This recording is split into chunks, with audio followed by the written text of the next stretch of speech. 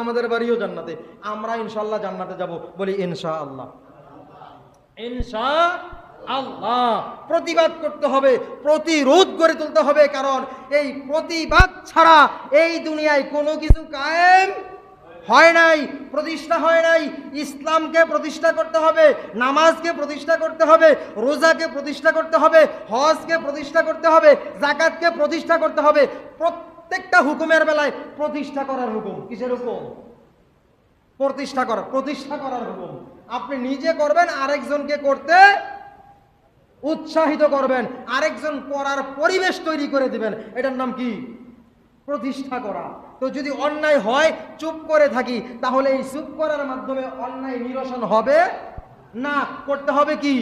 প্রতিবাদ। রাসূলুল্লাহ সাল্লাল্লাহু আলাইহি ওয়াসাল্লামের সাহাবীদের জিন্দেগির দিকে তাকাইলে দেখা যায় তারা এমনভাবে প্রতিবাদ করেছে, এই প্রতিবাদ করতে যাইয়া রাসূল সাল্লাল্লাহু আলাইহি ওয়াসাল্লামের সাথে তারা এমনভাবে সঙ্গ দিয়েছে, কেউ অবিবাহিত শাহাদাত বরণ করেছে, জীবন দিয়েছে, বিবাহ করে নাই। আমাদের রাসূল সাল্লাল্লাহু আলাইহি ওয়াসাল্লামের সাহাবীদের জিন্দেগি দেখলে দেখা যায় এইরকম। আবার কেহ বৃদ্ধ আছিল, জীবন দিয়েছে, চুলদারি পাইকা গেছে, আমি এই জন্য বলি মুসলমান কখনো বৃদ্ধ হয় না, বৃদ্ধ হইছে। আবার কেউ পরিবার পরিজন, স্ত্রী পুত্র স্বজন সব ছেড়ে এক দেশ থেকে আরেক দেশে চলে গিয়েছে হক প্রতিষ্ঠা করার জন্য। আবার কেউ বাসর রাত ঘরে বউ নববধূ রেখে যুদ্ধের ময়দানে ঝাঁপিয়ে পড়েছে। আমরা এই ইতিহাসগুলো জানি কি জানি না?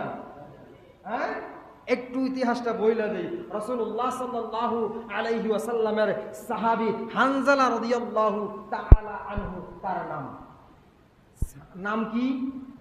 হানজালা রাদিয়াল্লাহু তাআলা আনহুকে আল্লাহর পয়গম্বর সাল্লাল্লাহু আলাইহি ওয়াসাল্লাম বিবাহ করাইয়া এইরকম মসজিদে আবার বিয়ে দিয়েছি।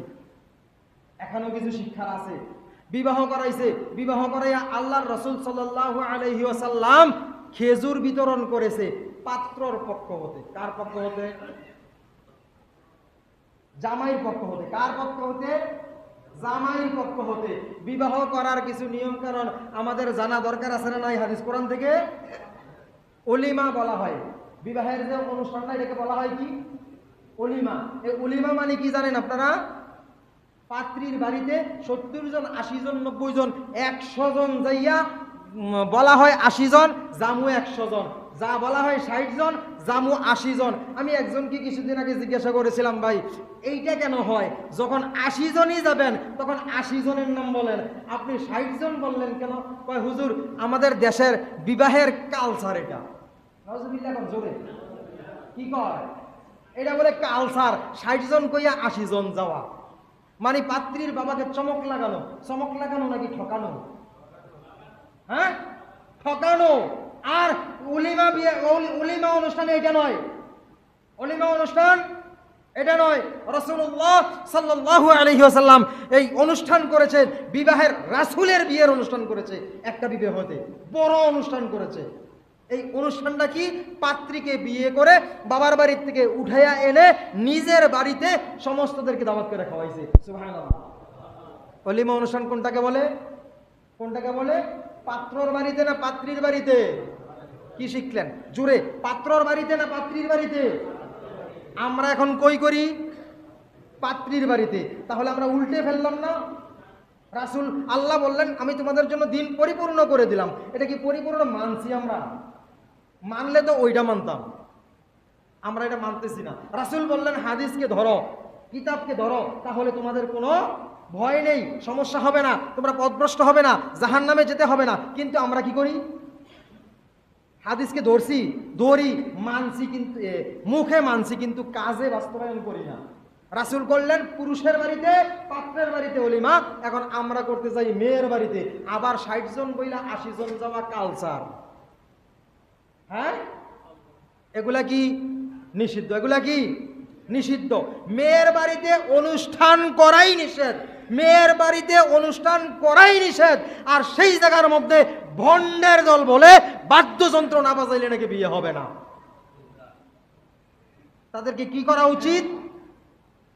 সমাজ থেকে এখন সময় এসেছে প্রতিবাদ করার। প্রত্যেকটা যুবক এখন বিভিন্ন এলাকার মধ্যে আলেম ওলামা হাফেজ দ্বীন সম্পর্কে জ্ঞানওয়ালা হাজার হাজার প্রতি এলাকায় এলাকায় বাড়িতে বাড়িতে আছে।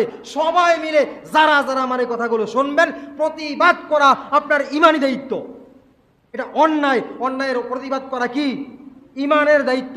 এখানে যারা শুনছেন, পরবর্তীতে যারা শুনবেন, আমি সকলের হাতে পায়ে ধরে বলছি, আমি কারো বিরুদ্ধাচরণ করার জন্য নয়, অন্যায়ের প্রতিবাদ করতে বলেছি।